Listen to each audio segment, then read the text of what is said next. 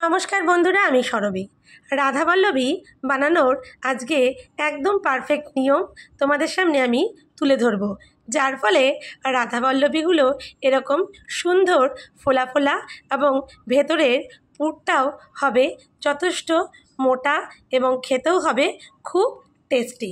কিন্তু যেটা বানানোর সময় কিংবা বেলার সময় একটুও ফেটে বেরিয়ে আসবে না।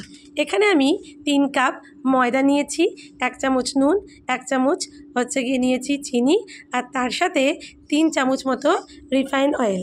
একটু ময়ম দেওয়ার পরেই দেখবে একটা হাতের মুঠোয় ময়দাটা ধরলেই একটা আঁট আসবে।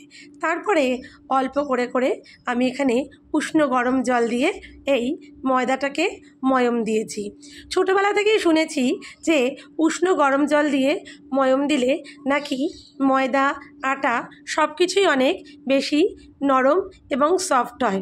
এবং এরপরে আরেকটু রিফাইন অয়েল এর ওপর দিয়ে গায়ে বুলিয়ে আরও মিনিট 10 ধরে ময়ম দিয়েছি। দেখতেই পাচ্ছ কি সুন্দর ময়ম দেওয়া হয়েছে।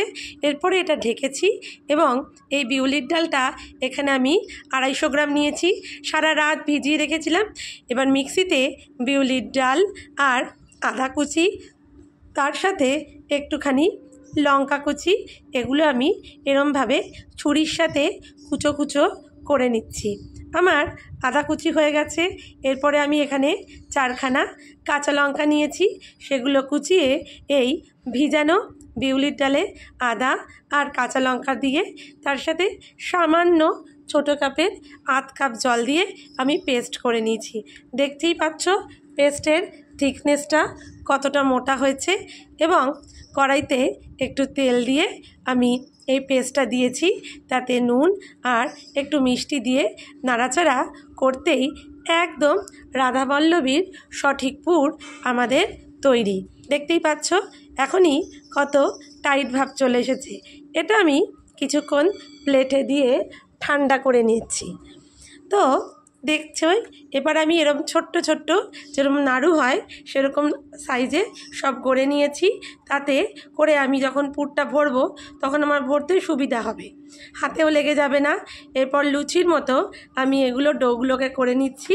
এরপরে আমি যে নাড়ুর মতো ডালের যে স্টাফিংটা রেখেছি পুর হিসাবে, সেটা আমি এর মধ্যে এরম হালকাভাবে জাস্ট গর্ত করে একটা একটা করে এরম নাড়ুর সাইজের পুরগুলো আমি এর মধ্যে ভরে নিচ্ছি। এরপরে ভরে আমি মুখটা ঠিক এরমভাবে আমি বন্ধ করব। দেখতেই পাচ্ছ কিরমভাবে বন্ধ করছি ঘুরিয়ে ঘুরিয়ে। কারণ এই মুখটা তোমরা যদি ঠিক করে বন্ধ না করো তাহলেই বেলার সময় তোমাদের ভেতরের পুরটা বাইরে বেরিয়ে আসবে, এবং যার ফলে এটা খেতেও ভালো হবে না আর বেলাও যাবে না ঠিক মতো। দেখতেই পাচ্ছ আমি যে বেলেছি একটুও কিন্তু আমার বেরিয়ে আসেনি কিংবা ফেটেও যায়নি। দেখো আমি আরও কাছ থেকে তোমাদের দেখাচ্ছি, এবং পুরটাও দেখছো কি কতটা অনেকটা করে দিয়েছি বলে বেশ সুন্দর হয়েছে। কারণ একটু পুরটাই তো মুখে পড়লে তবে খেতে ভাল লাগবে, তাই না? তো এবারে কড়াইতে আমি রিফাইন অয়েল দিয়ে দিয়েছি। তেল গরম হলে একটা একটা করে আমি রাধাবল্লভী এরমভাবে ভেজে নেব। তোমরা এই রাধাবল্লভী ছোলার ডাল, আলুর দম এবং এই সব দিয়ে যদি খাও তোমাদের খেতে দারুণ লাগবে। এগুলো এতই ভালো যেগুলো শুধু শুধু খাওয়া যায়, আর তেলে দিতেই এটা নিচের থেকেই কতটা ফুলে উঠেছে, আর একদম দেখছো ফুলে গেছে। প্রত্যেকটাই তোমরা ঠিক করে ময়ম দিলে এরকমভাবেই ফুলবে, আর একটুও পুর ঠিক করে বন্ধ করে তোমরা করলে একটুও বেরোবে না। ভিডিওটা ভালো লাগলে সাবস্ক্রাইব করে পাশে থেকো। চলো টাটা।